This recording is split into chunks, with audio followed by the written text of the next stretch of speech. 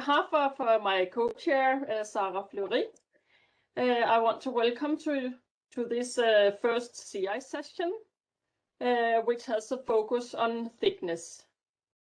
So we are going to listen to 5 very interesting talks today from CryoSat 2 key scientists. Each are allocated 18 minutes, and we will tell you 1 minute before the time has passed, or before your time has gone. And I was also asked to remind you, the audience, to use the WebEx chat only for questions for the speakers and not for personal communication. So before I present the first speaker, I want to also draw your attention to the CI's poster session, which will follow this session on the Brella platform, where you can live chat with the corresponding authors. So also want to stay tuned for the morning session tomorrow, which is the CI session 2. And with that, I want to welcome keynote speaker, Dr. Rachel Tilling from NASA Goddard Space Flight Center, who has been working extensively with CryoSat measurements and also participated in expeditions both in the Arctic and the Antarctic. She will give a presentation on sea ice in 3D, a decade of observation from CryoSat 2. So if you can please share your screen, Rachel. How's that looking? Thank you. It looks good. Cool. Awesome. Thank you, Henrietta. And thanks as well to the organizers for inviting me to give this talk. It's just, in the end, it's going to be a very condensed summary of some science highlights of CryoSat 2 over sea ice from the last decade. So although I'm the one presenting it, it's work from a really huge community of people. This opening slide, yeah, it's actually more of a question, because when I sat down to put these slides together, I honestly didn't really know where to begin. Just going kind of straight in with the science. I know that's why we're all here, but it felt almost like a disservice to the mission for me. And I know a lot of people, oh, it's just a satellite. But to me, I think because of the time that I started my PhD, especially, it's also very personal. So I wanted to kind of open with acknowledging colleagues and friends who aren't here today. I was really stuck actually for so long trying to figure out what text to write on this slide to do it justice. And in the end, thank you was the most fitting thing that I could come up with. And I probably shouldn't admit this, but when I first contacted Seymour Laxon and Catherine Giles about doing a PhD with them, I'd never heard of CryoSat 2. I'd never worked with altimetry data. I didn't know much about ice. I mean, generally, I was probably a pretty terrible candidate for the project, but I was really drawn to it, and I just kept bothering them. I kept emailing them, asking them if they had more funding, and I probably was, yeah, incredibly annoying.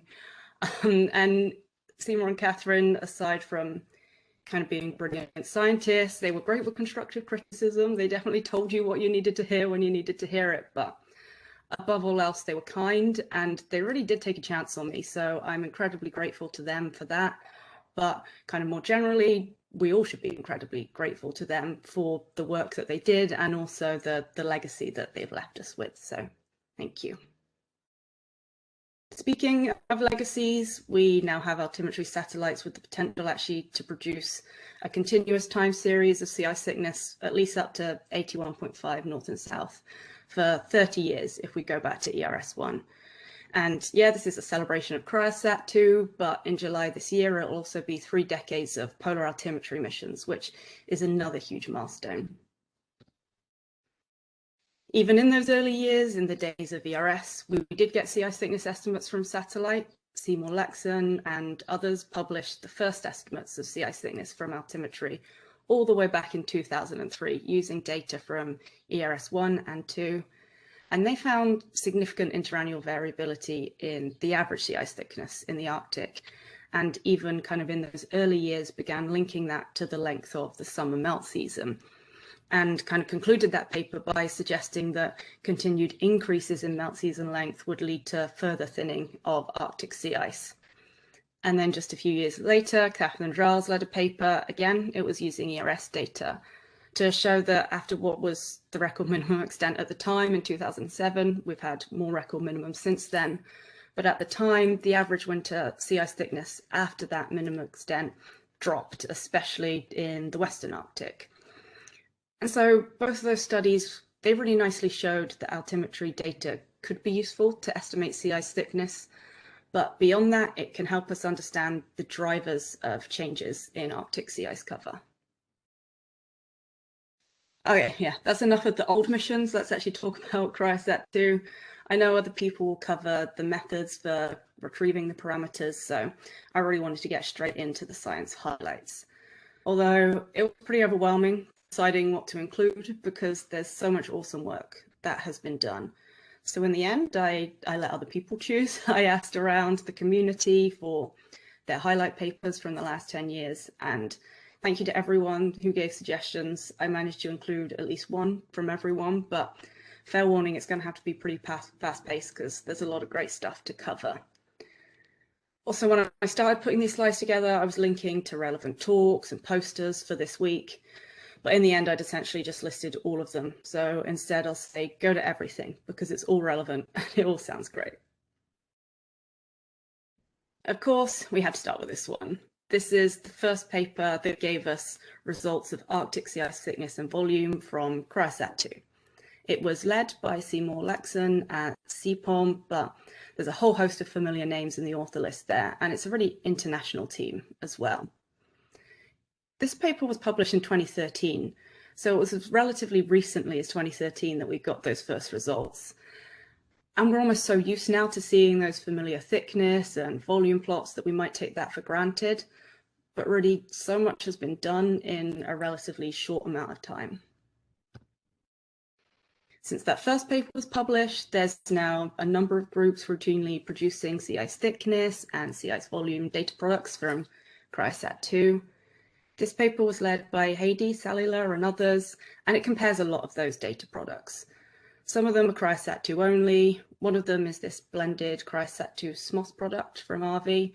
And then one is actually the NOAA climate data record that's produced from satellite radiometer measurements. The main thing I wanted to highlight was that for the products that use CryoSat 2 data, although there are differences in absolute values of sea ice thickness, this example is for spring, the interannual variability is largely the same.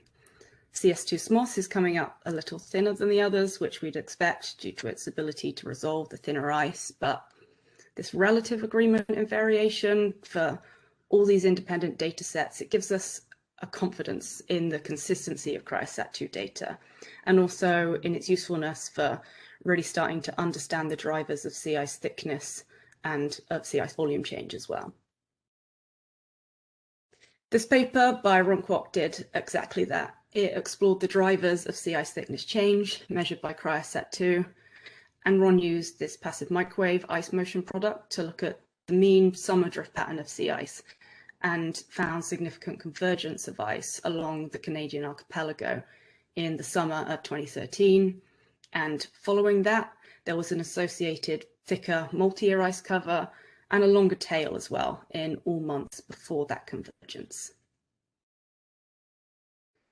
The chances are, though, there are always going to be multiple factors at play, because actually the summer of 2013 was also a relatively cool one.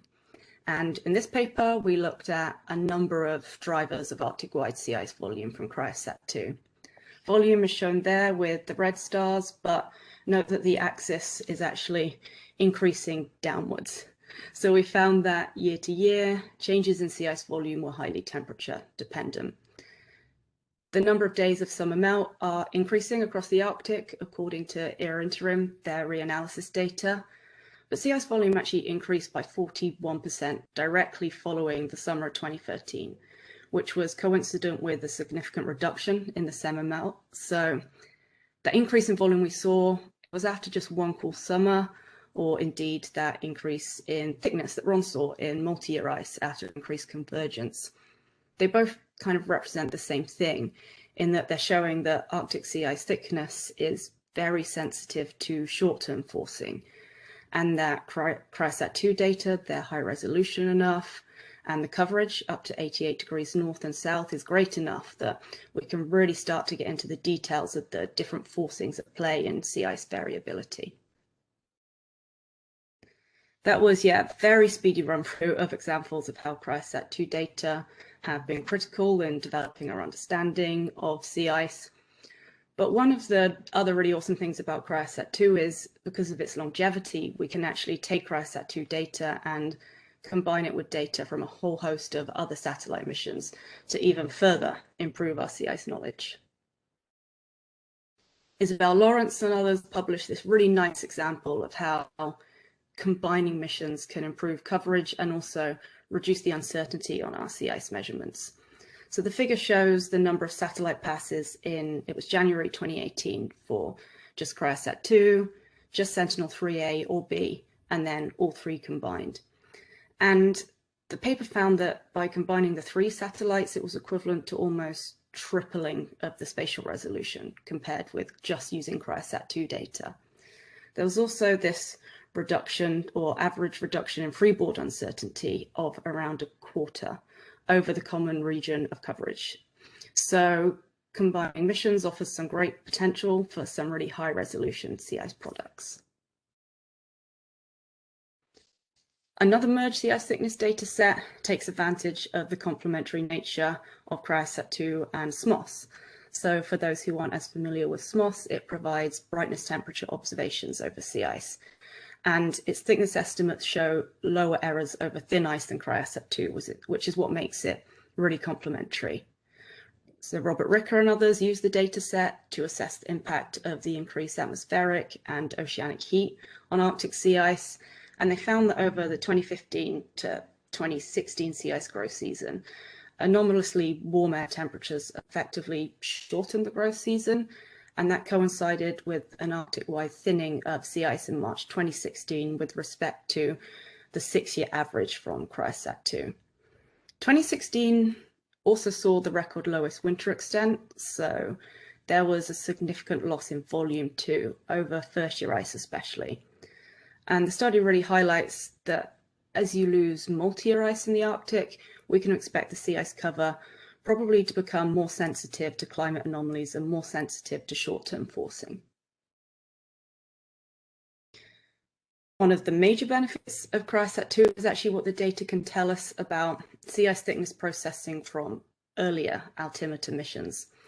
This one is a lot of plots, but it basically shows different approaches for correcting the sea ice freeboard or the thickness bias between ESA and CryoSat-2 by using data over their common mission period in the Arctic, but also in the Antarctic as well. The two papers at the top, led by Kevin Guerrero and Stefan Paul, applied these empirical corrections that depend to some degree on the waveform characteristics that we're getting from CryoSat-2 and ESA. And in our paper, we applied a correction based on ESA geophysical sampling limitations, so accounting for the fact that ESA wasn't necessarily sampling the smallest, thinnest sea ice flows.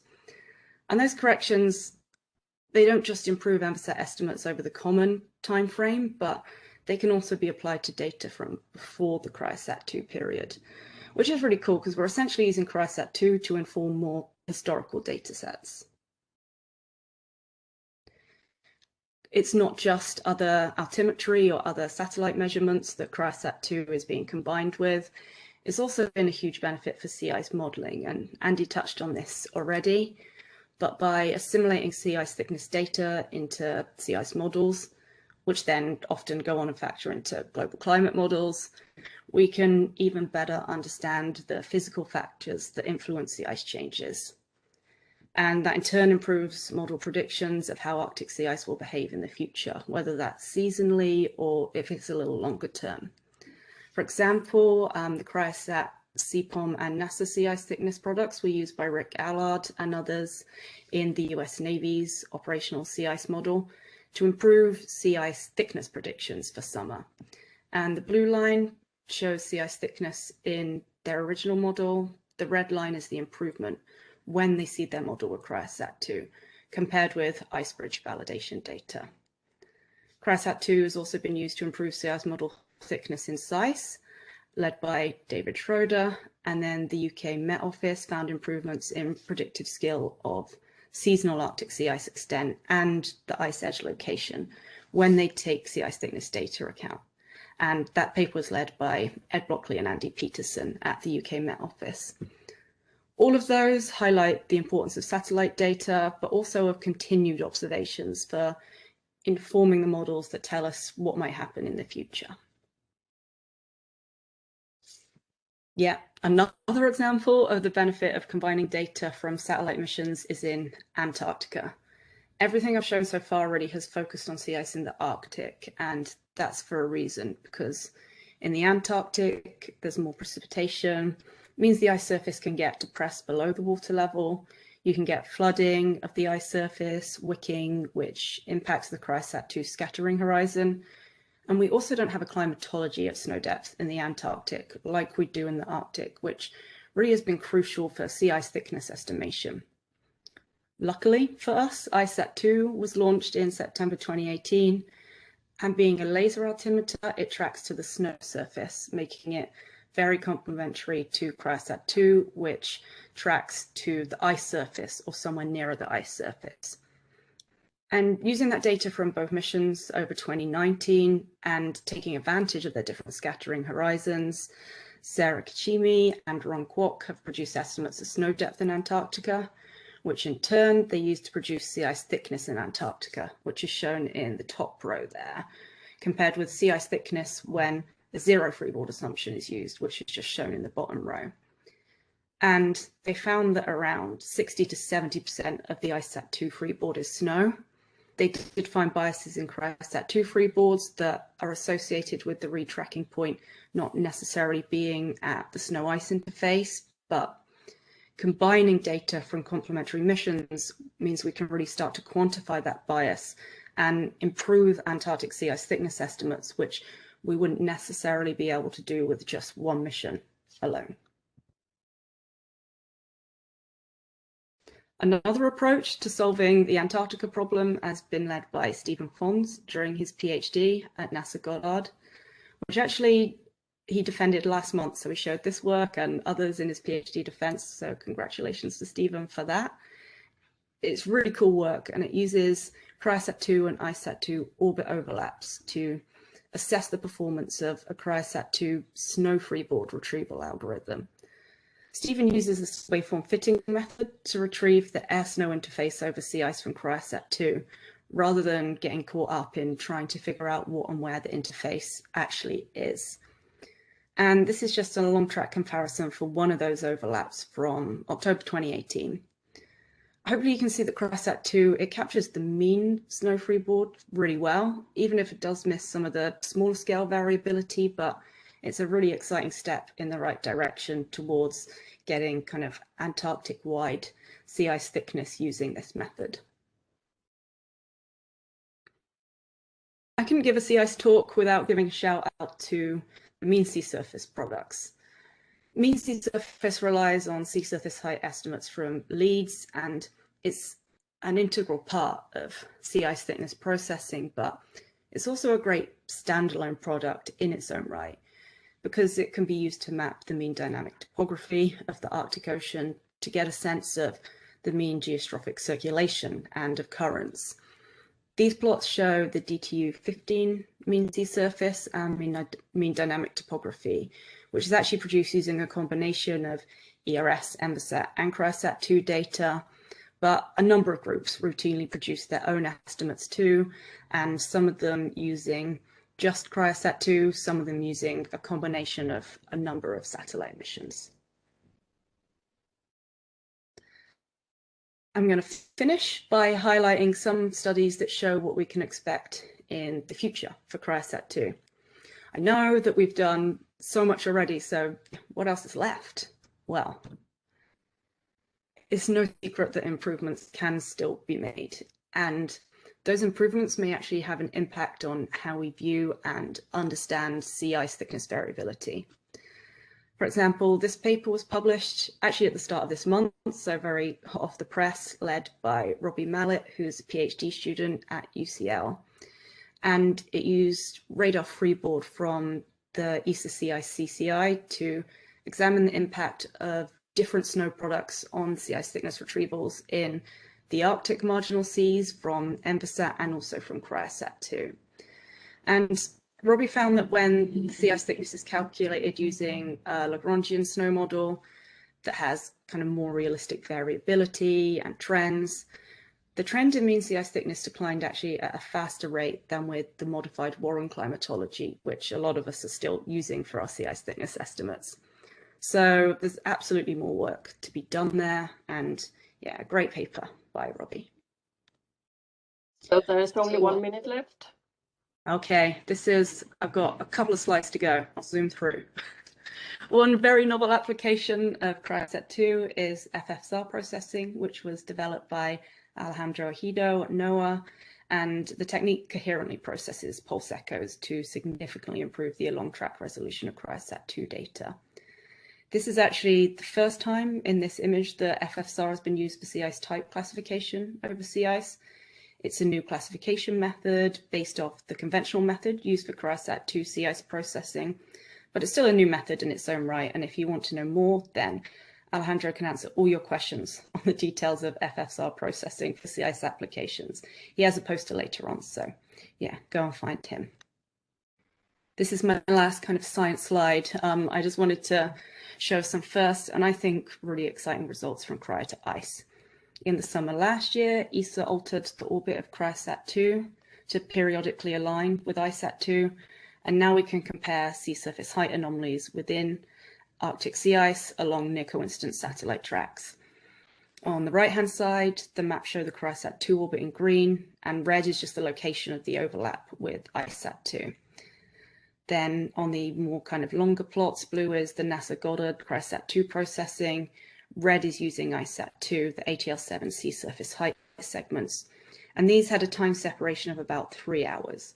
But you can see that even near the coast, where there are or tend to be fewer leads, there's still a really good agreement with high correlation and a mean difference of only about 1 to 2 centimeters, which is great. And I'm finishing up now, hopefully just on time.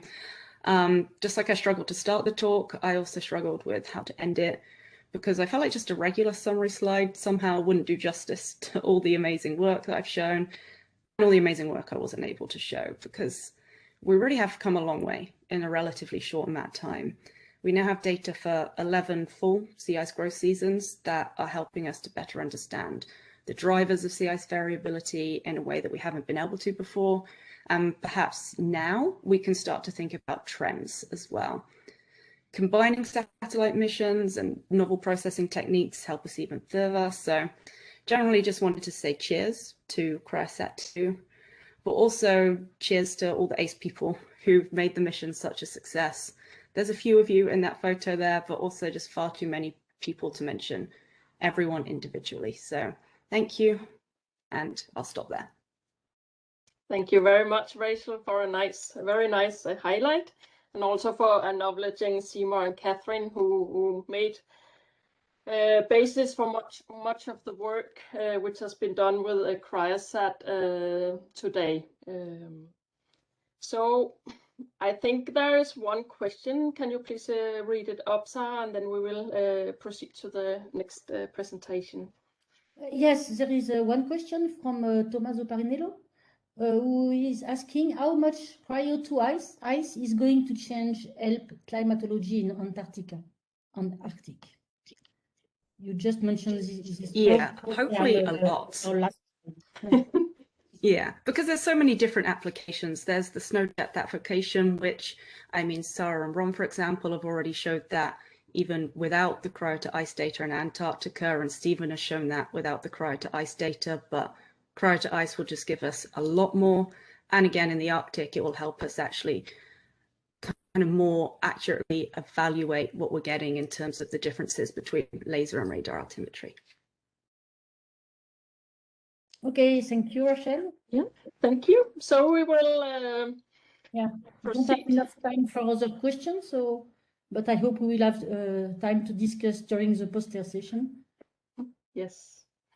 So the next speaker will be Dr. Stefan Hendricks from the Alfred Wegener Institute, who has been heavily involved in the CIS project, and also participated and led multiple missions, campaigns in the polar regions.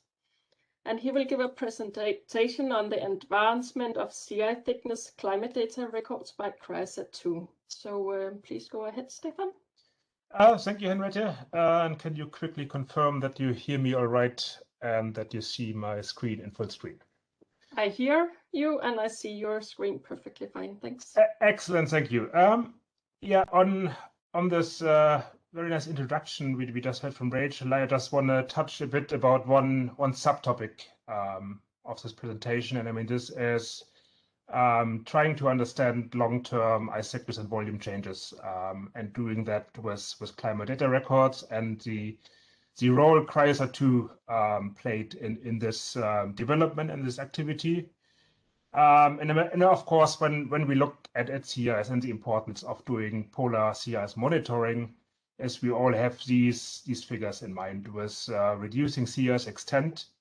But I mean, one of the important metric for quantifying that reduction is really also the CIS volume. So we really need the ice thickness information in addition to the CIS extent reduction. And the reason for that is that many of the processes that lead to CIS reduction, they are visible in ice thickness first before they are leading to extent loss. So it is an important data set for really understanding and also for predicting the future of Arctic sea ice.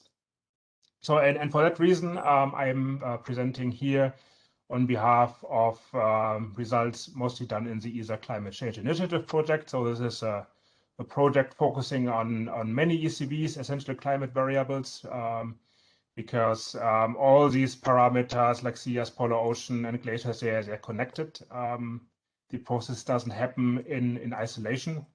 And for the best characterization of the entire polar system, what is here is data records from satellites with full uncertainty characterization.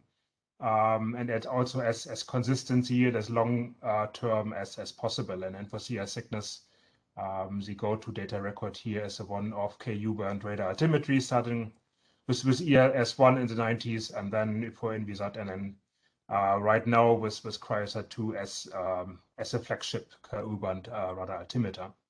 And so in ESA TCI, what we do is we provide data records, climate data records, and then there's also an initiative from the European Commission, from Copernicus, the Copernicus Climate Change Services, where operational continuity of these data records is ensured. So there's always a timely update of CIS thickness information.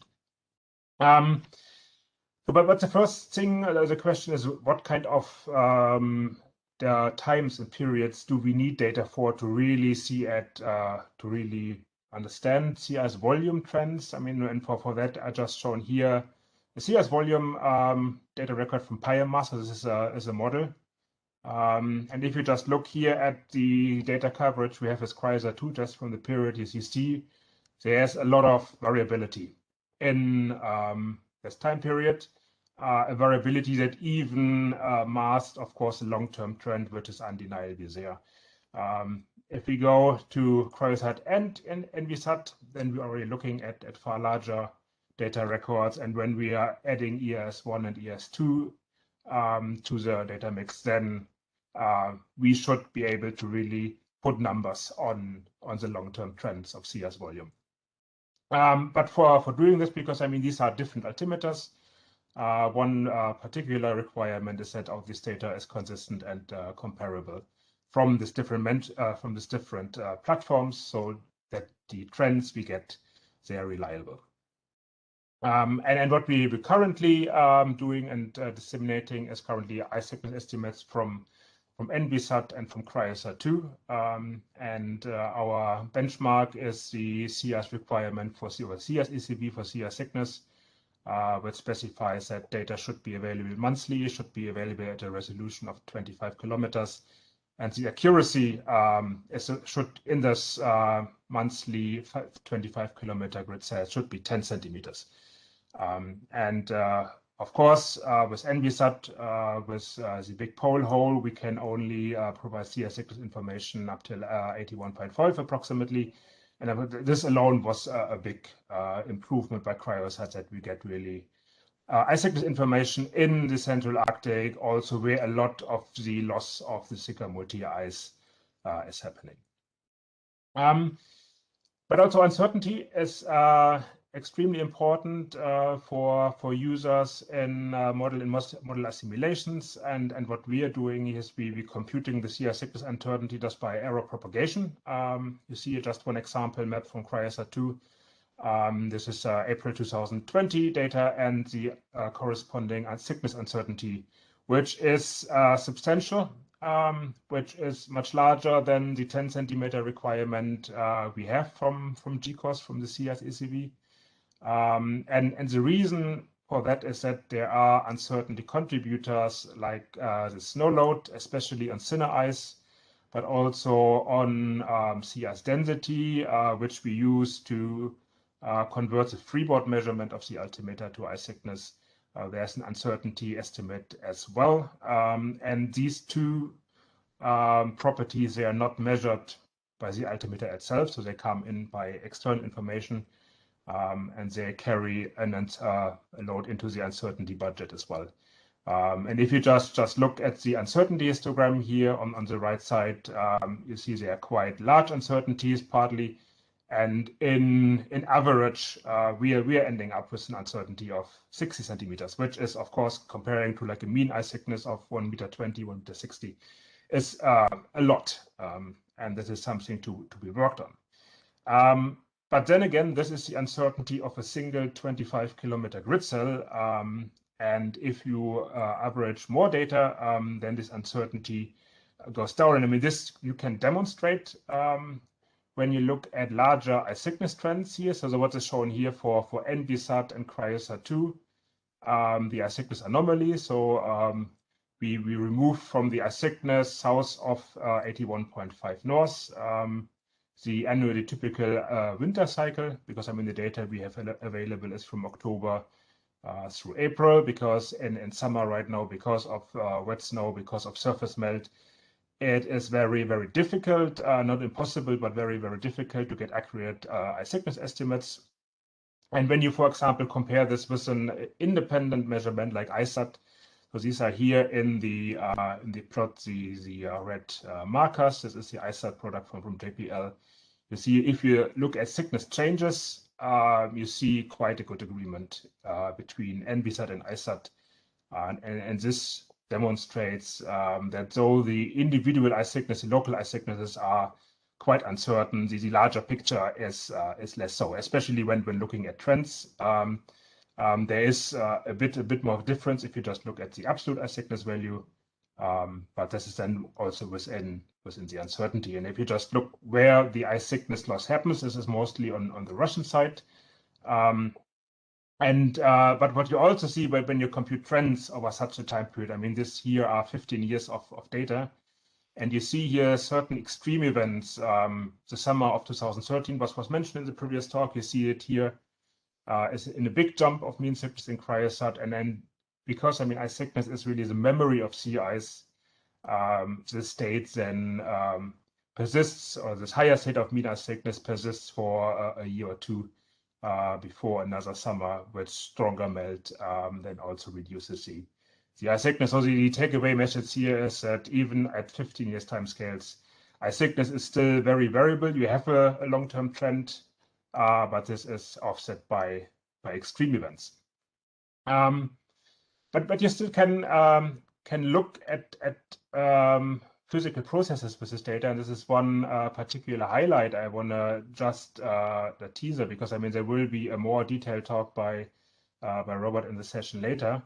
But what he did is he used also ice drift to look at ice thickness growth, not only the total growth, but the distribution between the thermodynamic growth and the dynamic component. And he looked at that in 2 different regions. One is the European marginal seas, here the Barents and the Kara Sea, and then the rest marginal seas covered by ENVISAT. And what he looked at is the ice thickness growth after years where there was a strong summer melt.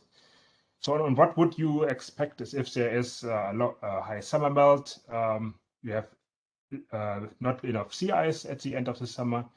And because sea ice is growing faster when it's thinner, you expect a negative feedback effect. So there should be an additional elevated sea ice growth simply because more ice can grow. And this you see here in the top diagram for the North American Asia marginal seas, where you have in light blue, a reduction of summer sea ice extent and followed by that higher thermodynamic ice growth during the winter. But if you look at the European marginal seas, you don't see this relationship anymore. There's actually, even if there is less and less sea ice in summer, sea ice growth also is less and less. And the reason for that is because there's additional heat, ocean heat coming into this region, the process called Atlantification. And this basically suppresses ice growth in winter. And I mean, this of course leads to a reduction of sea ice growth and to sea ice extent. This demonstrates, because I mean, this is also not only seen in satellite data, but also in 2 models, that this is an effect which has severe consequences on sea ice growth in wintertime. But we are here at the CryoSat workshop, so I just want to talk a bit what importance CryoSat 2 specifically played in the role of getting these results. And I mean, the first one is when you just look at sea ice. I mean, compared to other ice surfaces in the cryosphere, it is quite an unruly surface, simply because itself it can be very rough, very different, very small scale. But also because, I mean, of the leads, you have 2 different surfaces, the water and the ice surface, which have completely different backscatter properties. And thus, for sea ice, ultimately, it's really just footprint or resolution matters. The smaller footprint, the SAR altimetry method compared to the former pulse-limited method, really led to a big advancement. And this can be demonstrated in numbers. When you just look at crossover analysis, so just looking at all orbit crossovers between or within 1 calendar day and 25 kilometers for ENVISAT and for CryoSat 2. So the difference you get there is basically the noise of the sensor, as well as some uncertainty components like the sea level uncertainty and also potentially a sampling bias. But if you just look at the histogram, it is almost centered at 0. It is actually slightly positive. You actually can see there is a bit of ice growth rates in there within the calendar day. But if you just look at the mean absolute differences, and this is a measure of precision, you see here the accuracy CryoSat 2 could have if the snow depths and sea ice density would be perfectly known. And I mean, there's a big step compared to ENVISAT, which was there, the precision was around ½ meter. And for CryoSat 2, we're looking at 36 centimeters, so 15 centimeter less. And we of course hope that the next generation of altimeters will bring a similar step. And yeah, and also, I mean, this is really the biggest achievement of CryoSat here is that the better data really helped informing ENVISAT data analysis. And we have these 3 studies here were already introduced by Rachel. And I mean, the theme is the same. It was always CryoSat 2. The better information was informing ENVISAT. And I mean, this is the real legacy of CryoSat here for climate data records. So the big question is what is next? I mean, we we certainly for climate records we have to work on improving the snow parameterizations. We've seen proposals here in the scientific literature. There is still a bias between ENVISAT and CryoSat-2 for some ice types. This is something that can be worked on. But then again, we also have now the possibility to learn from CryoSat-2 ISAT-2 harmonic orbit phase from Cryo-2 ice. And with that lesson, we can again transfer to data to platforms in the past like ENVISAT. But also one thing we are looking at also for longer time series in ESA-CC is how to come up with an estimate of sea ice volume for decadal period and from an observational data record. So this means we have to use data fusion also in the past. I mean, there's the synergy between passive microwave and altimetry data comes into play. And then actually the one of the from the user requirements, the biggest requirements for sea ice thickness climate data records was to integrate ES1-2 data into the climate data record, and then really coming to a true 30-year long data record of sea ice thickness. And yeah, then for the future, it is Sentinel-3 adding it to the mix, because I mean, right now we can do better with all the different missions involved, and of course prepare for the next evolution, which is Crystal. And yes, from our perspective, it would be just perfect if there would be even a short overlap between Crystal and CryoSat-2, simply because for the climate data records, these mission overlaps, they are so important to demonstrate that we deliver the consistency needed by the community. Yeah, and then my final slides. I think it is clear that all this work needs a lot of people, lots of different expertises, and I have a long list here. I probably missed a few, and I mean just for projects, I mean everything the ESA Climate Office, the ESA CCI program. I also should mention here the ESA Fundamental Data Record Initiative to work on the altimetry data itself, the source data we are using.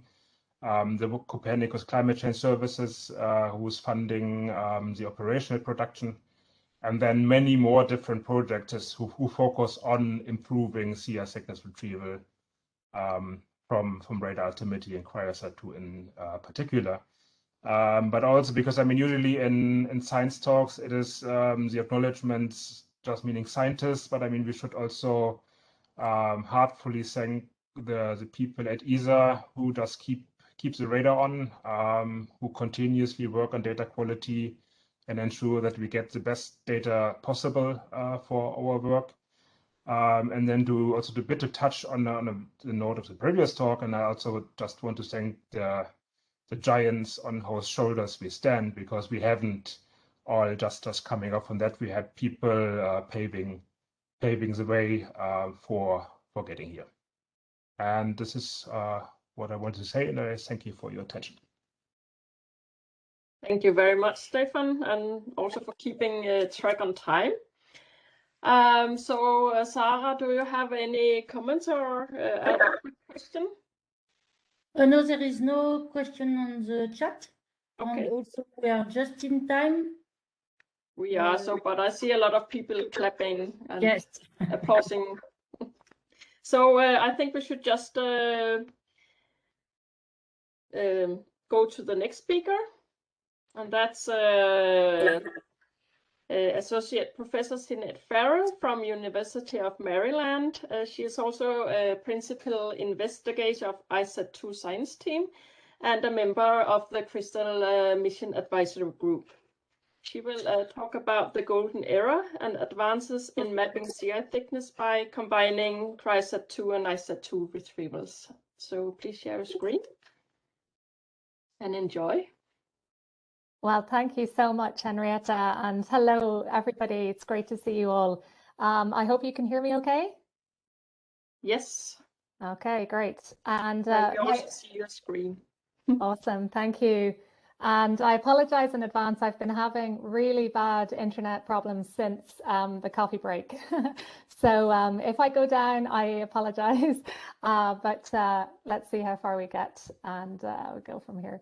So thank you so much for having me today, and happy anniversary to CryoSat and to all of the team involved.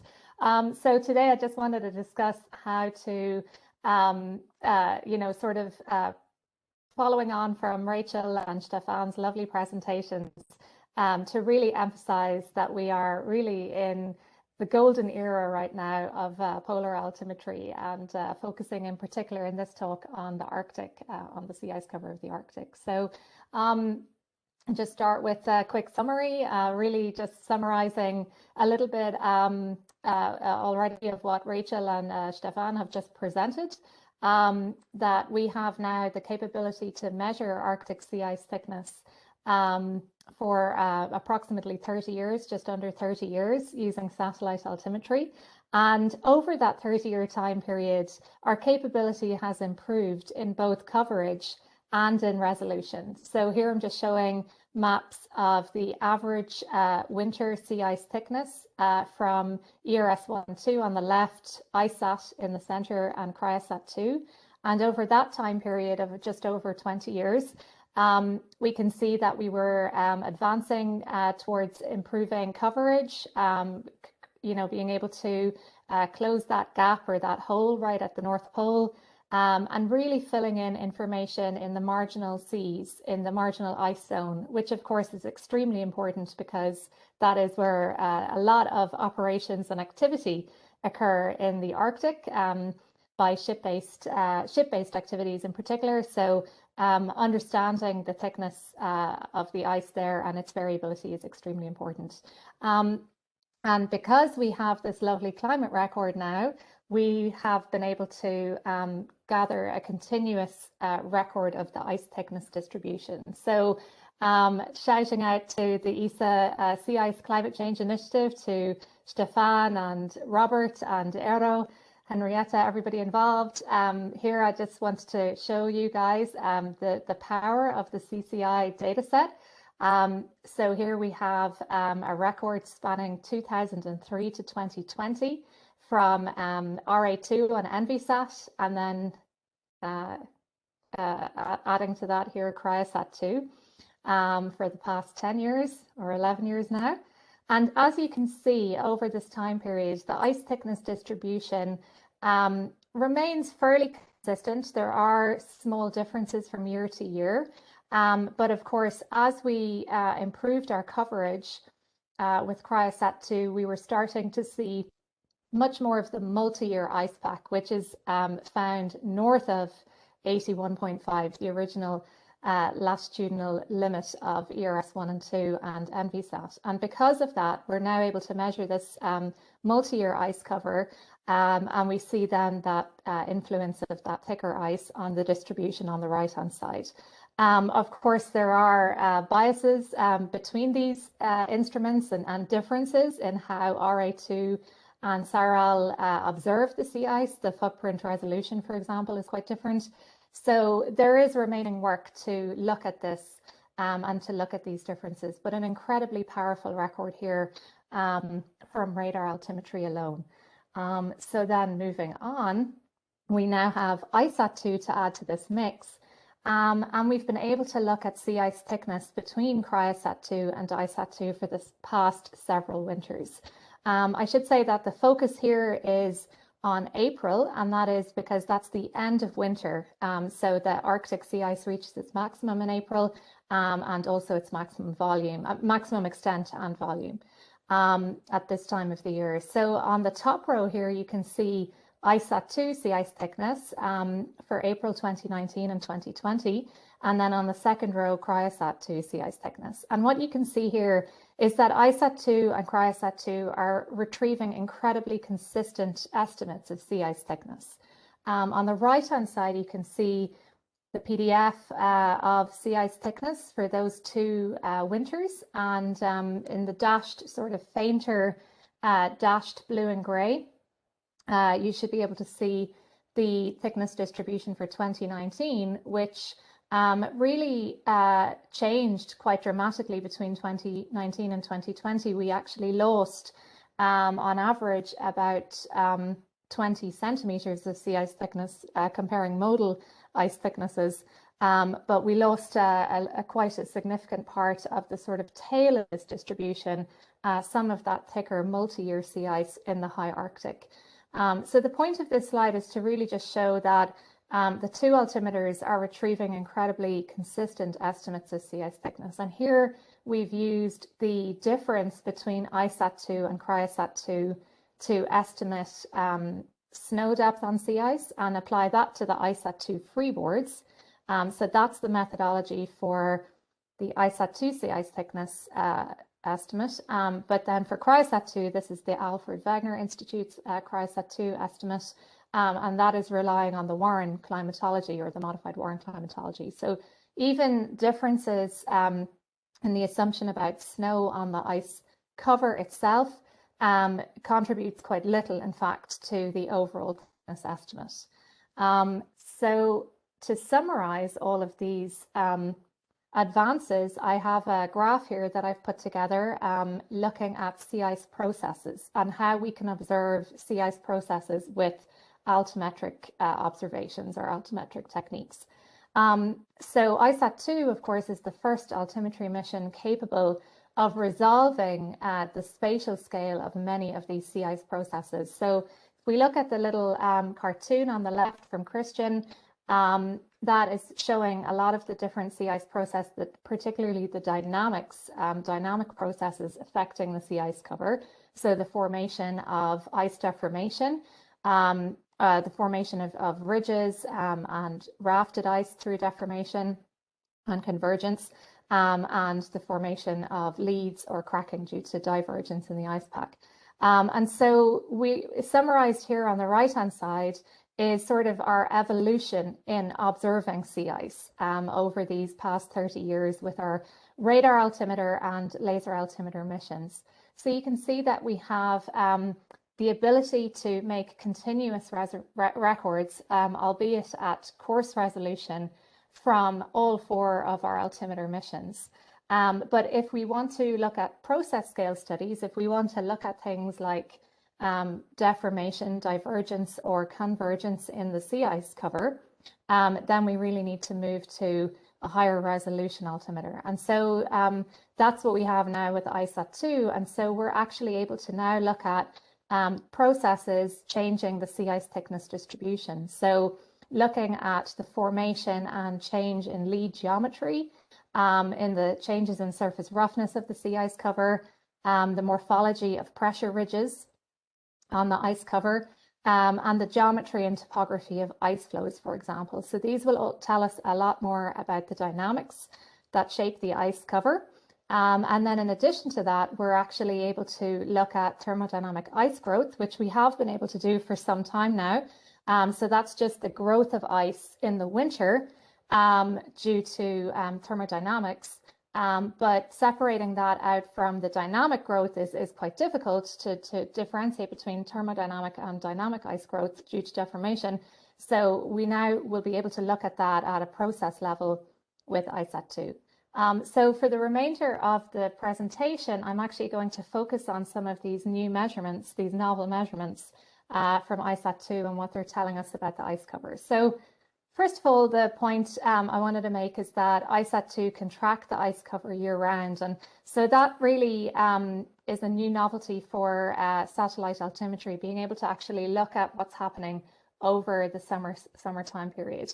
So here we're just looking at the surface roughness from ISAT-2. So this is the roughness at 25 kilometer length scales across the ice surface, and box and whisker plots on the right-hand side are just showing how the distribution of surface roughness changes throughout the year. But what's really nice is we have 2 seasons here on this graph, and soon we'll have 3 with more recent data becoming public in the next few weeks, looking at how the ice changes in terms of roughness. So what this is really tracking is changes in deformation. And you can see that, in fact, that's going to play again. just to summarize here, that the maximum roughness each year occurs in April at the same time as the maximum in extent and thickness. And the minimum roughness actually occurs in August at the end of the melt season, at the end when melt ponds start to refreeze. So the standard deviation of the surface elevation actually more than doubles between the summer and winter. And what we've learned from just this short record is that the freeze up in 2019, in winter 2019, so October, November 2019, proceeded much more slowly than the freeze up in the previous year in 2018. So that contributed to that thinner ice that we saw then at the end of the winter in April 2020, which I just showed on a couple of slides back. Okay, so that's the surface roughness. And then if we look in more detail, we're now able to look at the topography of the ice surface at in the same fine scale detail or the same resolution as we've been used to with airborne altimetry. So here we're plotting a graphic of ice topography along a 40-kilometer length segment over multi-year sea ice in the central Arctic. Actually in the Canada Basin. You can see the location here is the yellow star on this bottom left map. And here we're comparing ISAT-2 surface topography in the red curve with IceBridge ATM topography, airborne topographic mapper topography. And the amazing thing here is that you can pick out individual ridges on the sea ice surface as well as individual leads. This was a particularly consolidated area of the ice cover, and this particular survey occurred in April of 2019, so there weren't too many leads in this particular example. But what we're showing here in terms of not only just sort of validating the capability of the instrument, but also its measurement accuracy. And so here we're seeing the standard deviation between the two surfaces differs by only 1 centimeter, and the mean surface height also only differs between 1 centimeter. So really consistent results between an airborne altimeter, which of course would be considered sort of the highest resolution measurement of the sea ice surface that we can make, and now getting that from ISAT-2 at an altitude of 500 kilometers above the Earth's surface. So pretty exciting. And from that, we're able to then determine things like the overall roughness, as I've already described, the frequency of ridges on the ice surface, the sail height, the height of that pressure ridge above the level sea ice surface. So this graph is a lot of numbers and data here, but just to summarize, to say that here we're comparing again between ISAT-2 in red and the IceBridge measurements in black. We're seeing very consistent results in terms of pressure ridge frequency and sail height between those two instruments, as well as consistency in overall surface roughness. So we're able to make all of this in terms of resolution. We're able to make all of these measurements at a resolution of 70 centimeters, which is quite astounding. So that's the actual pulse repetition frequency of the laser on ISAT-2. So then moving into flow size distribution. Again, looking at the optical imagery here from Sentinel-2. This is a the end of summer, September the 3rd, 2019. Just looking at sea ice off the coast of Banks Island in the Beaufort Sea, and or actually Prince Patrick Island. And you can see a very unconsolidated ice pack at this time of the year, where you can see all of the individual sea ice flows. So zooming in on that particular image, we can see that ISAT-2 provides us with the ability to not only discriminate individual flows in the sea ice cover, but also the topography of those flows.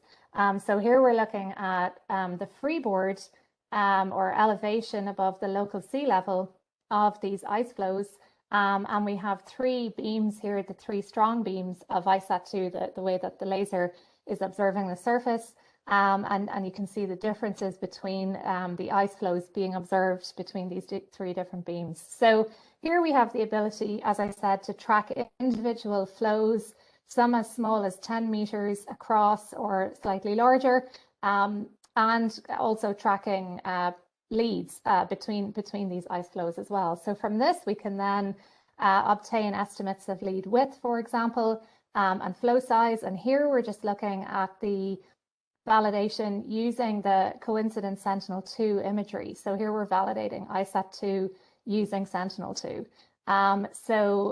Here you can see that the median lead width was around 71 meters, while the median flow size was around 220 meters. But again, quite consistent results between ISAT-2 and Sentinel-2, so giving us good confidence in these measurements. And then finally, just tracking melt ponds. So this is a completely new measurement capability from satellite altimetry. We're able to obtain information about the coverage of melt ponds across the surface in summertime, and also measure the depth of these ponds.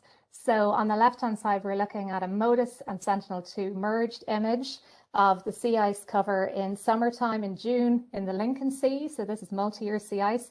And on the right-hand side, we're showing some retracking of the ISAT-2 photon cloud. And then on the far right, again, Sentinel-2 zoom-ins of Sentinel-2 imagery showing the validation or showing that exact pond in the Sentinel-2 image. Again, coincident ISAT-2 and Sentinel-2 data to within about 30 minutes. So from this, we're able to obtain information about the melt pond depth distribution. So this is work that my graduate student, Ellen Buckley, is working on right now. And we're currently tracking melt ponds across the multi-year ice zone north of Greenland and Ellesmere Island at the Canadian archipelago. And here in this particular graph, this is preliminary. We're still finishing these results, but you can see that the median pond depth is about 67 centimeters. And the modal pond depth is about 50 centimeters of these ponds. So it's the equivalent, I like to say, of measuring the depth of water in the fountains in Trafalgar Square from a distance of away as if you were in Edinburgh.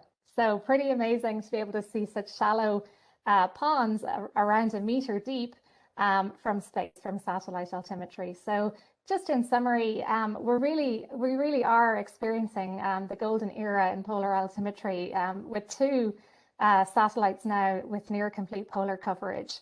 And as I mentioned, ISAT-2 is delivering the highest resolution observations of ice topography ever obtained from a spaceborne platform. So that's allowing us to track the evolution of the ice cover and understand some of the dynamic and thermodynamic processes that shape the ice cover. But as Andy Shepard said earlier today, sustaining this time series of satellite polar altimetry is really critical for understanding rapid changes that are going to occur in the ice cover in the context of that longer term climate change. So in the context of that climate record that Stefan mentioned.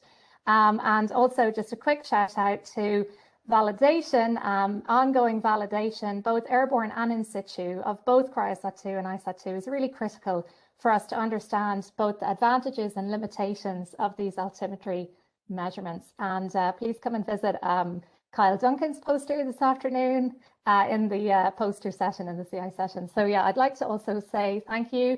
In particular, we couldn't have really gotten to where we are now, especially in the world of sea ice altimetry, without my advisor, Seymour Laxon, and my close colleague and friend, Catherine. So just remembering them and thanking them for all of the contributions that they made while they were with us, and just pointing out Laxon Bay and Giles Bay, which were just named for Seymour and Catherine in the past few months down in Antarctica. So hopefully next time we get together, we can talk about our fieldwork and I hope a research cruise to the Biscoe Islands in Antarctica to check out these beautiful areas, no doubt. So thank you for your time, and take any questions if there's time. Cheers. Thank you very much, Sinead. That's extremely interesting research from ISAT-2. And in particular, I find it to be very interesting to correlate those results with CryoSat-2 and see how it can be improved. We are right. Sorry? A very short question. No, I think Yeah, we are late. Sarah? Very short. How do you think that we can use this kind of result in conjunction with the Cryo2Ice project? Yeah, to thank you. improve the measurements for the long-term series with the Ku radar. So it's more or less the questions that was asked by Tommaso previously. Yes, exactly. Thank you, Sarah. And I apologize for not mentioning that more in this talk. I think that the cryo-to-ice data set is critical, and particularly in understanding the thickness distribution and the parts of that thickness distribution that we can see or not see from particular altimeter emission. So you could really see the difference between the thickness distribution by looking at CryoSat versus ENVISat. In the same way, we're going to see that with cryo-to-ice when we compare ISAT-2 to CryoSat-2. So I think really important for understanding uncertainty and the remaining sort of errors involved in the measurement. One of those being the geometrical error. So understanding which ice flows are being measured by CryoSat-2 and which ones are being missed, and how that might influence the thickness distribution. So yeah, a really important data set, and really looking forward to digging into that more with everyone here. Thanks. Okay, thank you, Sinan. I think we have to go on. Yes. We have So I will welcome the next speaker. That's Dr. Robert Rigler, and he likes the sea ice so much, so he had to move a bit closer. He just moved to the Norwegian Research Center in Tromsø, where he's a climate scientist, and he is former from the Alfred Wegener Institute, where he has contributed with a lot of work. So he's going to present his latest work about dynamic and thermodynamic dynamic sea ice growth in the Arctic. So please go ahead, Robert. We see your presentation. So first, can you hear me loud and clear? Yes. Yes. All right. And you see my screen? Yes. Very good.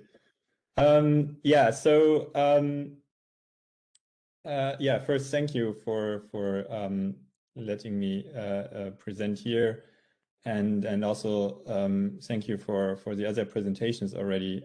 Were really great, and I'm still a bit overwhelmed by the ISAT-2 results, and I feel a bit ashamed to go now to rather coarse resolution back, but as already mentioned, so what we achieved with ENVISat and CryoSat-2 is this long time series, and these long time series, consistent time series, enables us actually to really start to look into trends, start to look into how the sea ice cover has changed, and that's what we try to do here in this study.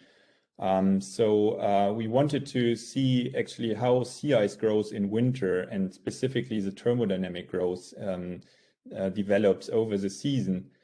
So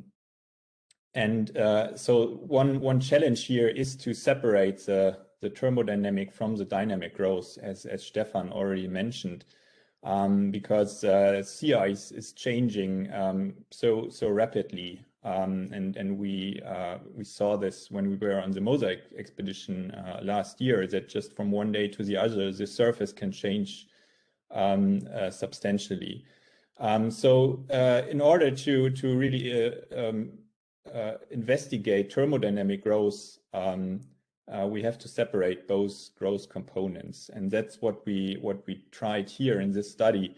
And what you see here, it was already shown actually by Stefan. And you see these two different regions where we find in the one region this negative ice growth feedback, which is still active in the Beaufort Sea, Chukchi Sea, East Siberian Sea, and Laptev Sea, where after strong summer melts, you have like an increase in thermodynamic ice growth. And specifically, you see this when you look at these two events in 2007 and 12, where we had this minimum extremes in September, and then the winter after, we see this huge increase in thermodynamic ice growth. So that's basically this negative growth feedback, which means basically that if there's no ice, then the ocean can just release the heat much better if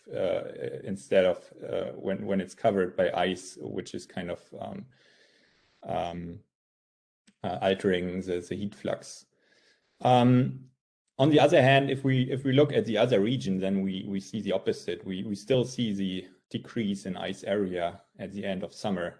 but then also we see a decrease in thermodynamic ice growth. So something kind of affects here this negative ice growth feedback and overwhelms it.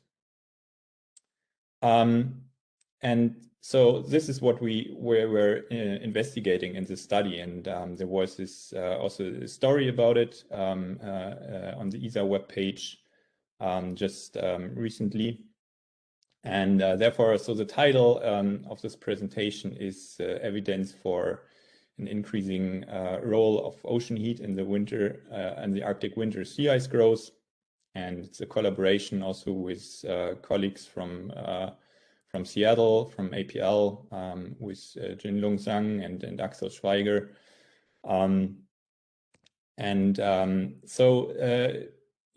So what does it mean, like the increasing role of ocean heat?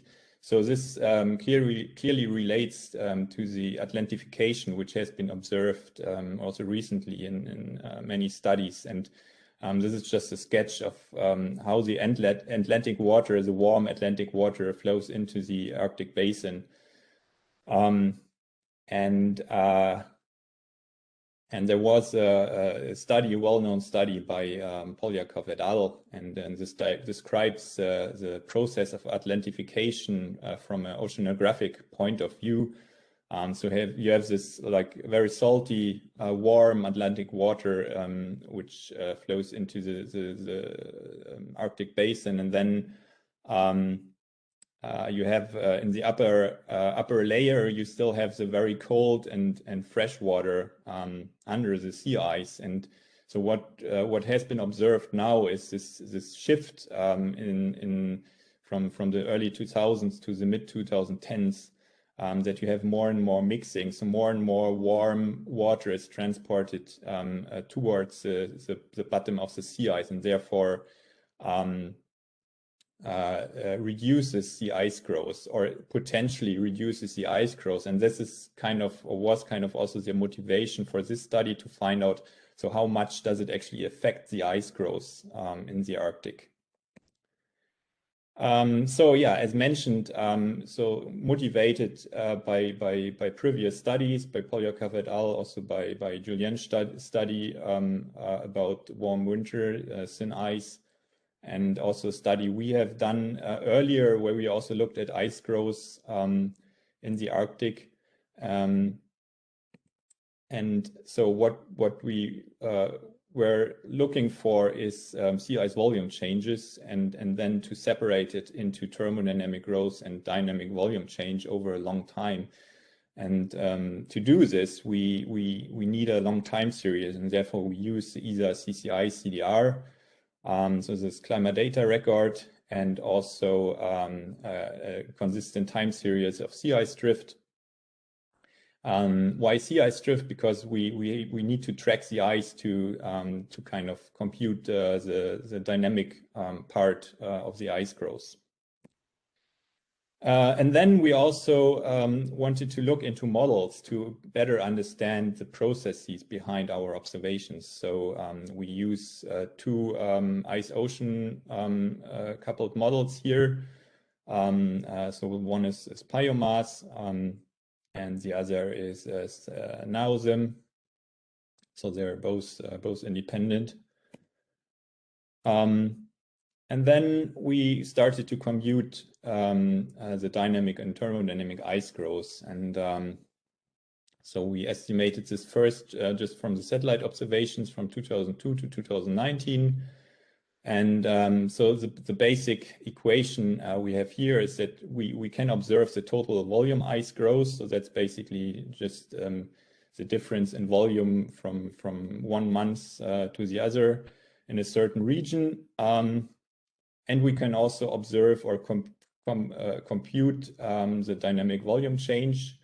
And so how do we do this? So, well, we have a certain area or parcel or grid cell, and we observe the total volume growth, and we can observe with the help of the drift data how much ice is going in and out, basically.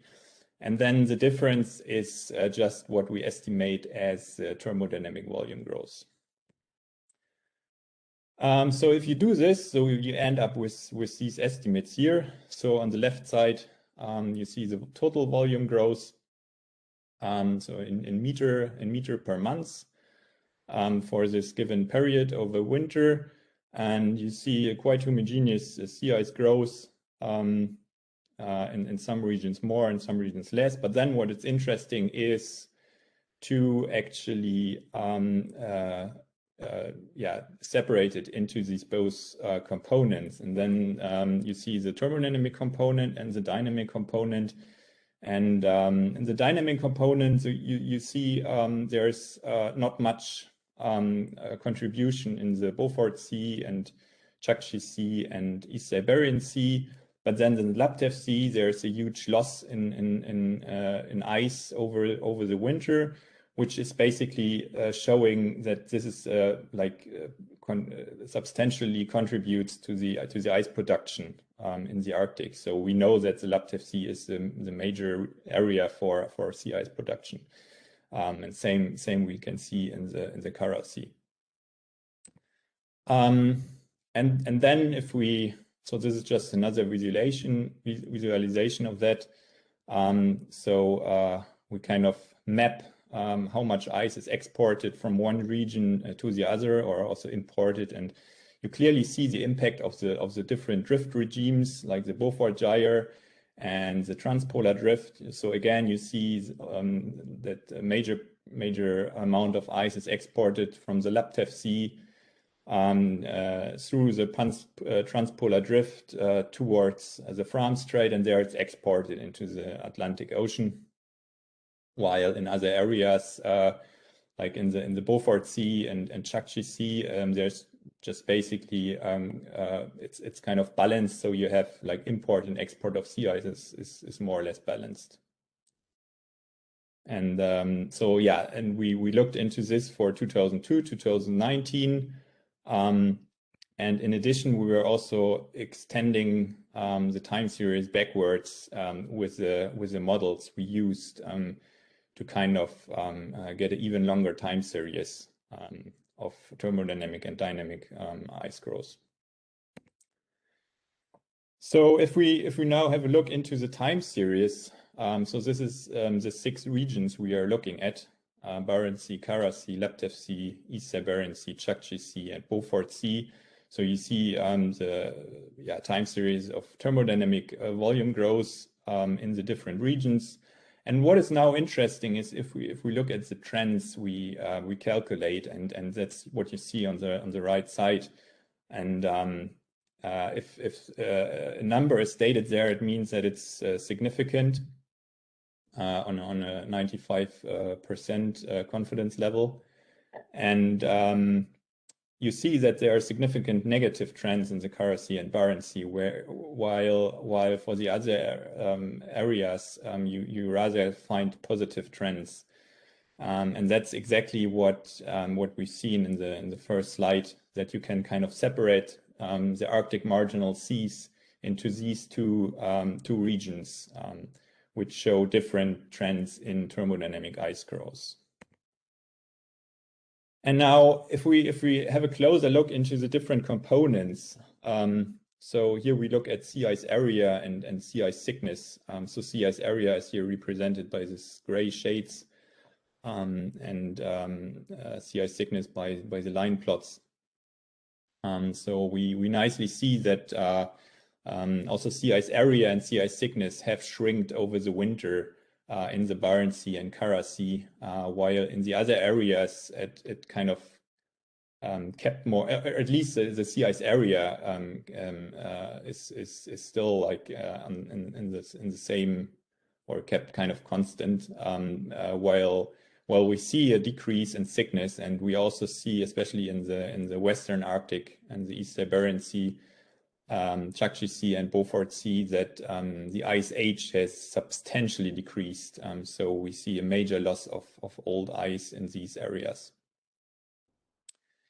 And then finally, we also looked then onto the impact of ocean heat flux, and looked into the modeled ocean heat flux from biomass and NAOSM. And then if we just look exemplary at the Kara Sea, we see here, so the modeled ocean heat flux in purple and in green for the both models. So it's it's increasing. So negative negative here means that there's more ice melted or which is not growing. And then you see we also looked into the air temperature, and this is also increasing. So this shows us the impact of the ocean heat but also of the air temperature, and they both contribute actually to reduce sea ice growth in winter in these regions. And then that's from another study actually, and that came also out just I think these days. This is from a colleague, and they actually looked into sea ice thickness in the Fram Strait from airborne observations. And what they found is also a decrease in sea ice thickness. And what they then did is they tracked back the ice from the Fram Strait back from where it came from in the Laptev Sea. And and then they also modeled the sea ice thickness along the path. And what you see is kind of that the ice thickness, or the ice which is formed in the Laptev Sea, it kind of remembers. There's like the thickness is like in the memory of the ice, and then it's advected through the transpolar drift to the Fram Strait. And so that means that ice has been already thinner where it was growing in the Laptev Sea, and this is also like the potential impact of the Atlantification in the Laptev Sea. So to summarize, so we find that there is a negative feedback driven by the increasing sea ice retreat in summer, which yields increasing thermodynamic ice growth during winter in the Arctic marginal seas eastward from the Laptev Sea to the Beaufort Sea, while in the Barents Sea and Kara Sea, this feedback is overpowered by increasing ocean heat flux, resulting in negative trends of thermodynamic ice growth. And so that's this again. And here we see again that in the North American marginal seas, we see that there's still this active negative growth feedback, while this is then overpowered in the European marginal seas in the upper plot. And yeah, with this, I like to finish. So thanks a lot. And let me know if you have questions. Thank you very much, Robert. It was very, very interesting. So Sarah, is there any questions or? No, there is no question in the chat. And once again, you are all just in time. Yes, I'm aware of that. But I hope that we will have opportunity to discuss during the poster session. Yes. Okay, so I will present the last speaker of the session. It's a pleasure. I will welcome Dr. Michael Sommerdahl from University College London, Center of Polar Observation and Modeling. And he is heavily involved in much of the sea ice work and is leading ESA projects CryoSat Antarctic, CryoSat Plus Antarctica and Polar Plus Snow on Sea Ice, among others. And he's going to present the winter Arctic sea ice volume budgets over the CryoSat 2 period. So welcome, Michael. Thank you so much, Henriette. Yes, I'm very honored to be here. I'm Michel Samados. I will say a bit like Rachel. It's a bit of a personal journey as well as a scientific journey for me, because my first postdoc was in 2010 in the field of polar remote sensing. So I've been working with CryoSat since almost its launch, CryoSat 2, I should say. So I'm going to talk, the title is linked to what Robert just showed, but I will give an historical also overview of what has been achieved over the years with what was planned in the original proposal, what has been achieved, and maybe what we can look forward to in the future. But before I do that, I should say happy birthday as well.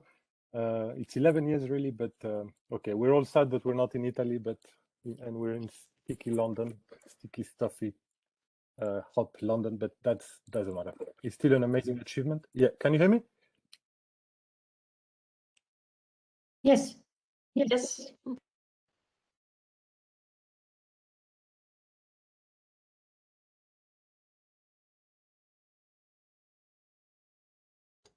Not anymore.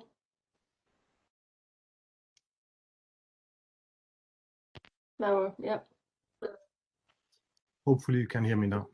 Yes. Yes. Sorry about that. Yeah, there's a microphone technical issue. So some of the work I was involved with directly at UCL and CPOM was on sea ice, of course, but also, as a lot of the talk showed, polar oceanography and also snow on sea ice. So this is some of these highlights showing here with a beautiful animation from ESA. I could not resist showing this nice photo from 1990, an ESA conference, I believe. So it's a good game for you to try and spot your favorite scientist of the time. You can see Duncan, you can see a very young-looking Jonathan Bamber, you can see Seymour Laxon, of course, and many other scientists, including Chris Rapley and others. So if I zoom in a little bit in the UCL kind of team, I would like to pay tribute to the UK Polar remote sensing and altimetry legacy. This was some work led by Chris Rapley from the 80s, late 70s with CSAT and later ERS-1, 2. And all this culminated with this amazing document, the Science and Mission Requirements document put together for CryoSat 1 at the time in 1999 by Duncan. So in this talk, I will refer a little bit to this document because it set out the goals of the mission and is quite elegantly written with some nice maths and some nice ideas of what the mission would look like. In a way, it's quite prophetic because a lot of what was in this project and this proposal has turned out to be true. There's a few caveats that are not exactly true on snow and on some other ideas, but I'm not going to be overly critical because it's an amazing achievement. Again, we have Seymour here, a very young-looking Steve Baker on the top left row, so and others. So the two questions I will mostly focus on are what were the goals in terms of uncertainty for the absolute value of thickness, and then I will talk about what were the goals in terms of trends. So uncertainty of sea ice thickness is of course important because it controls the absolute estimate of the volume, total volume of ice we see in the Arctic, right? So why do we care about absolute sea ice thickness? Of course, the absolute thickness controls a lot of processes. Sea ice growth, you know, the negative feedback growth, thicker ice grows slower, thinner ice grows faster, for example. They're also essential for model initialization. So we've seen some talk by Rachel, presentations showing how, and by ECMWF earlier today, how sea ice thickness can really revolutionize short-term and mid-range forecasting. Total melt and total growth are, of course, the change of this sea ice thickness. So seasonally monitoring the change of melt, or how much ice is melting or growing, requires a good accuracy of the thickness. So in this original proposal, the target was very high, ambitious. At the scale of 300 by 300 kilometers, they were proposing an accuracy of 2.3 centimeters. So obviously that's quite a large scale, but I think that was a very ambitious goal, and it's reflected again in what Stefan showed with the 10 centimeter sea ice thickness goal for crystal. So these are ambitious goals, and we will see that some of the challenges to achieve those goals are still present today. By the way, this accuracy was actually set with the optic to achieve an accuracy on the trend. The mission, remember, was a cryospheric mission to detect trends in sea ice, in both sea ice and land ice. So the trends were a key motivation in terms of climate change and so on. In fact, like Stefan showed, I'm going to show something similar. If you do a sea ice thickness budget, an error propagation in a kind of linear expansion way, some of the terms that will contribute to this sea ice thickness uncertainty are, of course, the snow depth, the density of the snow, the density of the ice, first-year ice, multi-year ice, the uncertainty of the freeboard. And this can be due to retracking issues, different interactions of the light with the snow and the ice. So there are lots of still open questions on this that we are actively working on. And there are lots of posters on this today that I will really encourage you to look at. So it's by no means a solved puzzle. This idea of measuring sea ice thickness is still improving continuously. But if you combine all these sources, you have several tens of centimeters uncertainty on the thickness. So we are trying to reduce this number going forward in time, maybe down to 10 centimeters. So, of course, this uncertainty on the sea ice thickness at a local level propagates to the global Arctic scale of the total volume of ice. So this is a slide I stole from our PhD student Robbie on Twitter, showing that Twitter is quite useful sometimes. So where you see the total volume of ice in the Arctic from two different sea ice products, CryoSat 2 products. And you have about 10% roughly variability between products, as was shown before. But you have reassuringly a good interannual variability captured by different models. I will talk a little bit more about how the snow and the interannual variability of the snow is a bit shown here with the green plot, can affect some of the interannual variability, and we can improve further the quality of our estimate of sea ice thickness by accounting for snow properly. So the next big question that the original 1999 proposal, bear in mind that was 22 years ago, set out to do was to ask, can we really detect trends in sea ice evolution over the period of the mission? So again, that was very ambitious, and I guess to some degree you're trying to sell a mission. So the nominal duration of the mission was supposed to be 3 years, right? So detecting trends over a 3-year period is a very hard challenge. So in that case, they had to set out very high expectations in terms of accuracy, because the trend is of course limited by model and measurements uncertainty, but also by the interannual natural variability. So the accurate, you cannot detect a significant trend if you have a large interannual variability. So the duration of the mission is key here, as well as the uncertainty of the measurements and the interannual variability. So a question that we can ask is, at what length scales do these trends emerge from the noise, and how many years do you need to detect a trend? Right? This is important again in the context of climate change. So again, in the original proposal, the very ambitious goals were set with a resolution in trend of an uncertainty on trend aiming at 1.6 centimeters per year, again at the scale of 100,000 kilometers square of 300 by 300 kilometers. There was some clever maths here by Duncan at the time, showing that as you increase the number of years, the uncertainty on your trend goes down with this formula, which I tracked down the reference. I was quite happy. I won't pretend I've understood exactly all the maths, but I encourage you to dive into this original proposal.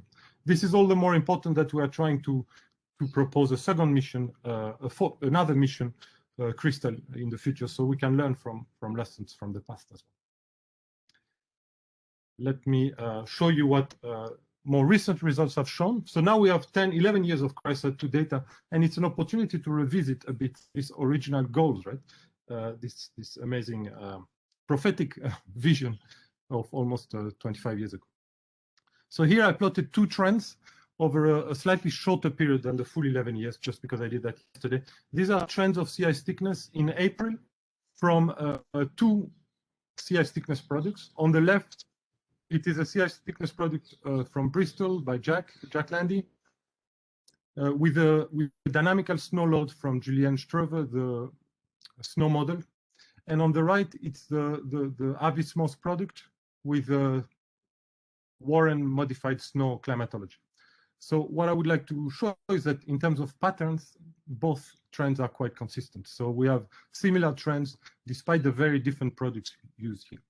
On the left, we have a slightly stronger trends both positive and negatives when you include a dynamical snow model. So that's quite snow model. Yes, it is a model, but with constrained by observation. So this is a quite informative lesson. You can pick up trends. Hatches show that when they're not significant. So as you aggregate and average over larger landscapes, of course, the significance of the trend will become clearer. And of course, as you integrate over more and more years, the significance of the trend will emerge.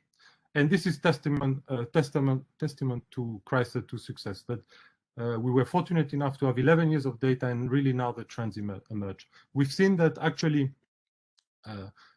this becomes even clearer. Again, a slide from a recent paper by Robbie, our student here at UCL, on trends in the marginal seas in two sea ice thickness products, from two sea ice thickness products.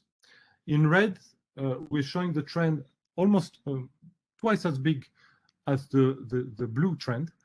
Again, on the blue, on the red region shown here, when you account for interannually varying snow model. So this is to show that these trends are still sensitive to the snow product you use, and there are other sources of uncertainty that are likely to modify these trends. So, but they are both significant, and they differ from each other, at least in this region.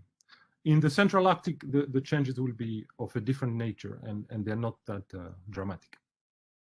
So again, a lot of work to be done, and to continue the investigation of these trends going forward in the 2030s, and the real need shown here to have extension in the past with past missions, and homogenization of data from CRYSTAL to ENVISAT and ERS-1 and 2 with CCI project, and in the future merging with other satellites, data fusion with Sentinel-3, CryoSat-2, Altica, and ISAT-2, and of course in the future CRYSTAL. So next, I will focus a little bit on the project I was advertising in the first place, but Robert covered a lot of these ideas, but I will show a bit more on that. So I talked about the total volume of ice, but what we would like to understand is, and we can understand, is by combining thickness, concentration, and drift, we can deduce changes to the total volume due to dynamical effects, so ice that comes in or out of the region, and thermodynamical effects, the last term here on the right. You can further decompose that into divergence and advection terms. So we've done that here for a little while now at UCL, and we have a product combining all sorts of satellite, available products of drift, concentration, and thickness. And we see that the budget over a full winter, we can now estimate how much of the ice has evolved. This is what we refer to as intensification on the left, the blue plot on the left. The two middle plots are dynamical evolution. So in some regions, more ice comes in than out, or in some regions, there's more divergence that can create or result in losses of ice. And finally, on the right, you have a residual, which is actually the thermodynamic evolution. So what we can see, and it's quite an amazing achievement again of CryoSat-2, is that we can see how much ice is growing in the winter from space, from 700-kilometer altitude. We can deduce at least this quantity. So this winter thermodynamic growth is important, and we will, and it's also something we can explore in the summer. I will come back to this in the concluding slide. So this is a typical map for 1 month of thermodynamic growth in centimeters per month, where you see clearly the link between multi-year ice, first-year ice, and the growth. So thinner ice grows faster, and this is captured here on this plot. Yellow means almost no growth in December 2019, and blue means strong growth of up to 50 centimeters per month. So if you combine those in terms of yearly composites, you have a clear pattern emerging. Robert again referred to that, between Arctic oscillation positive and negative index. This year, for example, we are in a very strong negative Arctic oscillation, the bottom row, where you would normally have more anticyclonic circulation, less export through the Fram Strait, and less thermodynamic growth in the Central Arctic. the opposite being true in positive anomaly, Arctic oscillation anomaly. So if you put all these numbers together, and this is almost one of my last slides, you see that the changes in purple of total volume going up and down every year. You see that the dynamical changes for the central Arctic and all of the Arctic that I was able to do the measurements over is also has large fluctuations of 500 plus or minus 500 cubic kilometers anomalies. And if you look at the last plot in red, you see that the thermodynamic growth can change by more than 1,000 cubic kilometers from year to year. And that's a very important result in my view, because 1,000 cubic kilometers is a very large quantity of ice. Those that land ice and global budget of ice can understand that this is equal to those. Like Stefan and Rob showed, you can put that into a context of longer time. The scale is wrong, I apologize for that. It's a 40-year period, and you see that there's more growth counterintuitively as getting thinner, because you have more and more growth in the winter and melt in the summer. I'm going to skip here and conclude in the last slide, just to highlight that again a real technological revolution in altimetry. It gave us these 3D glasses and this 3D of the planet that we were lacking until then. The initial ambitious goals have been with your path. We have 11 global monitoring of sea ice, polar oceans, sea level rise, rivers, etc. Total volume trends and internal variability are now accessible reliably. Mission continuity is essential to provide consistent multi-decadal time series. We had amazing talks today highlighting that. Combining with concentration and drift, we can derive thermodynamic growth from space, and I think that's also an amazing achievement. Uncertainties remains and are currently being at many projects. I'm leading a couple of them, Polar Plus Snow, in particular Snow, for collaboration with ESA-2, fusion and extension in the past with future missions. Finally, Crystal and I combining Cal-Val campaigns in situ and airborne campaigns essential and to achieve the goals of the climate change in these regions. So I'll stop, and I'll of course, amazing group of friends and colleagues I've had the chance to work with over the last 10 years. Tom and the titles are probably wrong. And I would like to thank this amazing community as well here. Many of you are present, and I'll stop here, and I thank you again for having me. Thank you very much, Mikael, for a very interesting talk. Yes, Sarah, is questions or comments? Yes, just general comments, and I think it's really nice during this session to have the opportunity to see all what has been achieved regarding the observation of the sea ice thickness in the past, and more particularly thanks to CryoSat that allows to make some very important progresses, and also to see what can be the future with, we hope, a long life with CryoSat and the future with Crystal. And it was also very interesting to see that some very important scientific results now start to emerge from these observations. And but it's not the end regarding the sea ice. I would like to recall you that the second part of the sea ice session will take place tomorrow morning at 9 o'clock.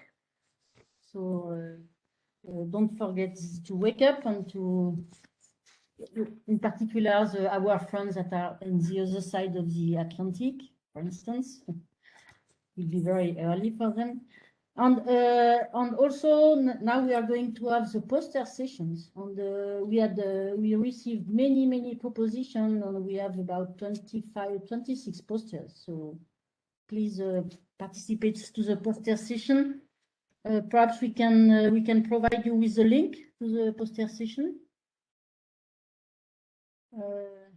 Sarah, it's Tom speaking. Sorry if I interrupt you. I think Jerome was suggesting that we do a group photo if we are try. So if all of you can switch on your camera, and we hope that European internet is able to hold this for 2-3 minutes, otherwise we get blamed.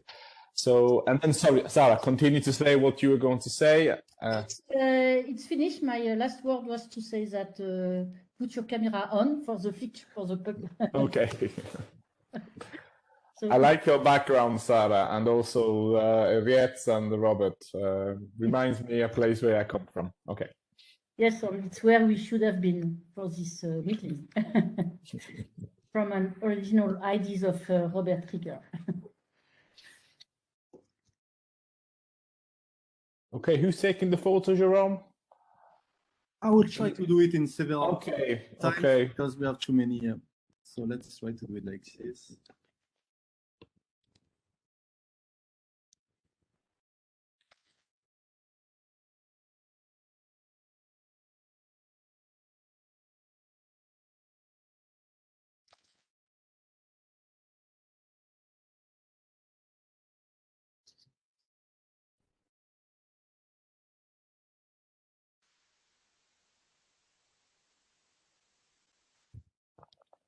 This is going to take 20 minutes at least. So it's done there. Do not move. And Jerome, you are not there anymore. Is it on Indeed, purpose? I was, yeah, okay. I stopped the video, but I let the sound. I do the opposite. Okay, so I tried to make it in several times. So I guess that most of you will be on. And yeah. We can try this exercise every day. So definitely the chance that you get in is high. In the worst case, we will make some Photoshop. We're finding some picture on internet, maybe. Okay, I switch off. You were saying about the link. I think you have to go to Umbrella. Is that right? Now I think the poster session is Umbrella. Yes, that's right. It's Umbrella. Come in, Matteo. And just put the link. Yes, it's Umbrella. Perfect. It's the link you find there on the chat. So we go on another platform. Yes, follow the link, and then you have to click on the last button on the left to access to the posters.